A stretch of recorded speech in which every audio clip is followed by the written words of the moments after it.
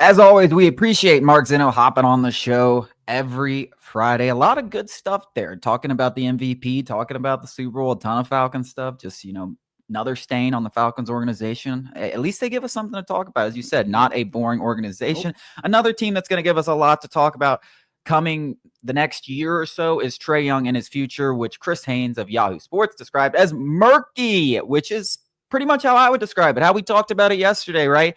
If Trae Young comes to the organization this offseason with 1 year left on his deal and a player option, which he will assuredly opt out of for a bigger contract, so essentially 1 year left on his deal, and says, hey, I gave you all the opportunities in the world. I want to go try to win somewhere else because it doesn't seem like it's going to happen in Atlanta.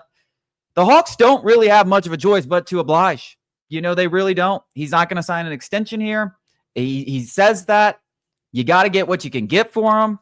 Whatever that is, it's not going to be as high as probably most Hawks fans want to imagine it being, but it's about as murky as it's ever been. And I think it's time for Hawks fans, whether you like it, whether you hate it, to come to grips. And if he does say he wants to sign an extension here, build the statue outside of State Farm Arena tomorrow, because it'll be one of the incredible shows of just blind faith and confidence in an organization that does not deserve it from any athlete that has ever been in this city. You're coming from a place of logic and reason. I'm not. I look at Trae Young and I say, you're the only thing I have in this life, and you are not leaving me. And I'll hold on to you tight. And you can try and leave, but I'm not letting you go. He's the only thing that the Atlanta Hawks have. And if you let him, you cannot let him. He could come into Landry Fields and Tony Ressler, whoever's office, and say, everything you just said, you close that door behind him and you do whatever you need to do.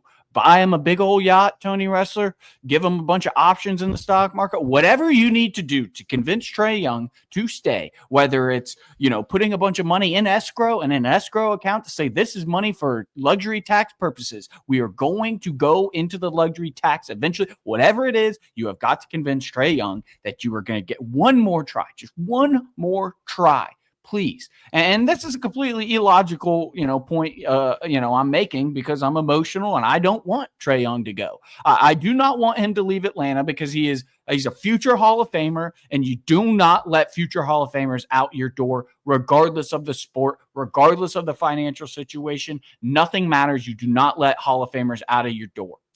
Yeah, but at a certain point, if he says I'm leaving in free agency, you don't really have much of a choice. Now, you can push this to the next trade deadline, but that'll probably hinder the value that you're going to get in return of a potential trade. You can try. But listen, the Hawks had, 6-7 chances? Like, you're talking about all these things the Hawks could have done. The Hawks could have, built a damn winner. Now, from Trae's perspective, I gave it from fan Hawks perspective. From Trae's perspective, they won't go into luxury tax. They've gone through 2 GMs, 3 coaches, and they have no idea what the hell they're doing. We've got a 27-year-old Xbox gamer running the show because his dad owns the team.